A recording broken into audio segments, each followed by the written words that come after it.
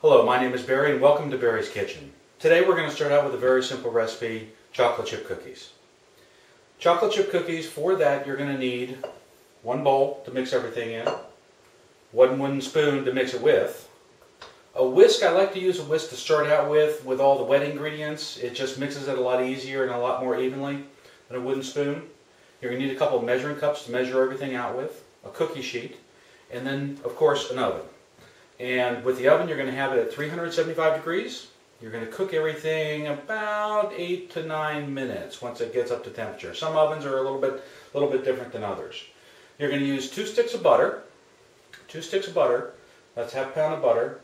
You're going to use 3/4 of a cup of white sugar, 3/4 of a cup of brown sugar, 2 eggs, teaspoon of vanilla, teaspoon of baking soda, and 2½ cups of flour. Now the flour, 2¼ cups is what the traditional recipe calls for, but I use 2½ just to make them a little bit more crispy.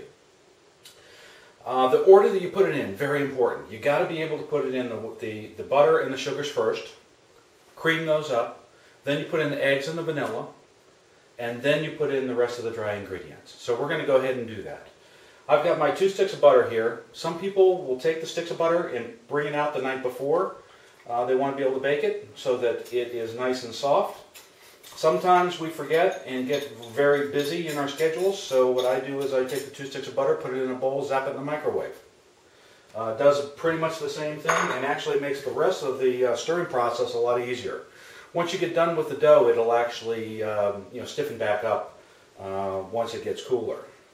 So 3/4, I got my butter in here, 3/4 of a cup of white sugar, and 3/4 of a cup of brown sugar. Brown sugar comes in light brown sugar, dark brown sugar. I haven't really found that much of a difference between the two of them, but you can pick and choose and try it different ways and see what you think. Brown sugar is a little bit different than measuring out than white sugar, because you take it and you put it in the measuring cup and then you have to pack it down. Make sure that you pack it down so you get a true representation of 3/4 of a cup. And all you're going to do is just press it down in the measuring cup, and you'll see that you'll end up with a good 2/3 or 3/4 of a cup. Once you see that, boom, it goes on in. The brown sugar a lot of times comes in boxes or in these bags. And what I like to do is to take it, wrap it up, put it in a Ziploc bag. Keeps it fresh, keeps it from hardening. If it does harden, you can zap it in the microwave for a couple seconds to soften it back up. What I also like to do is once I put it in the Ziploc bag, I'll throw it in the freezer, and that makes it last a little bit longer as well. So I'm going to take the sugars and the butter and mix them together. Now, Ruth Wakefield is the one that actually came up with the recipe for Tollhouse Chocolate Chip Cookies. She had a restaurant in Massachusetts called Tollhouse Restaurant back in the 1930s. Very popular restaurant. And about 1933, she actually had the restaurant, and that's when the chocolate chip cookies were actually invented. A couple different scenarios of how people said the chocolate chip cookie recipe got started. One was she was trying to make chocolate cookies, ran out of baker's chocolate, and went ahead and used semi-sweet chocolate chips, thinking it would melt, in the heating process, and it didn't. Another version, it was that she was mixing sugar cookies in a big Hobart mixer. There was chocolate on the shelf above, and the vibrations from the mixer dumped all of the chocolate into the sugar recipe, and that's how it ended up being chocolate chip cookies. Either way, great result. We ended up with chocolate chip cookies. All right, I've got the sugars and the butter in here. Now I'm going to go ahead and take the eggs and put those in. I got these farm fresh eggs from a farm down the street. The daughter comes by, and $2 a dozen. You can't beat that. So drop in the eggs, 2 of them, and then you're going to go ahead and add a teaspoon of vanilla. For the purist, go ahead and use a measuring spoon or measuring items here. For me, I just go ahead and use, just a little bit more than a dribble. And that being said, that's in there. Again, I'm going to use the whisk, because why? Whisk is a little bit easier to break up those eggs and get them into the batter. Around 1936, Ruth took and created a cookbook called the Tollhouse Tried and True Recipes. And that chocolate chip recipe was actually in there. And we've got and mixed all these up. Take a look at that. Looks pretty nice. Nice and smooth and creamy. And now we go and take and put in the rest of the dry ingredients. Interesting, in World War II, a lot of the soldiers from Massachusetts received a lot of these chocolate chip cookies from the people that knew about Ruth's chocolate chip cookie recipe. And they shared them with other soldiers in different units or other military personnel in other units. And pretty soon, Ruth got inundated with all these different requests for, can I have the recipe? Where do I get these cookies? So it became very, very popular and a national phenomenon. Ruth eventually sold the recipe to Nestle, and in return for that, got a lifetime supply of chocolate chips from Nestle's. So, not a bad deal on her part. 1 teaspoon of baking soda, and all I do is just take the baking soda, measure it out, and drop.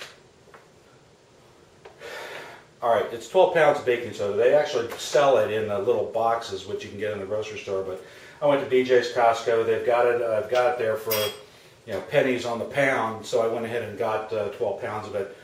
Lots of different uses. Baking soda is a lot like duct tape. I mean, you can use it for getting out jellyfish stings, bee stings, cleaning things, all kinds of different uses. It's also good for cooking, so what the heck.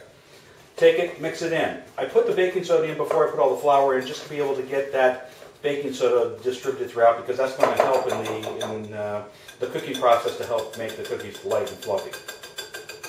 I'm done with the whisk now, because now I'm going to put in the flour, so I need my power wooden spoon to be able to do that. 2½ cups of flour. Go ahead and put it in. And now I put the wooden spoon to work. As I go through this, alright, I haven't done any of the chocolate chips yet. We need to spend a moment and talk about that, because this recipe is going to make about 3 to 4 dozen cookies. And a lot of people, when they're in a house with not a lot of people, and if you're not a family of 5 or 6 people, 3 to 4 dozen cookies is a lot of cookies to go through. So what I've done, and it's just me and my wife here, what I've done is I've taken the dough, and I divide the dough into quarters. And I take the dough and I freeze it. Put it in individual Ziploc bags and throw it in the freezer. Then when I want fresh chocolate chip cookies, I bring them out and mix in the chocolate chips. Now you're probably wondering why I don't put the chocolate chips in before I go ahead and put it in the freezer. And you can do it that way.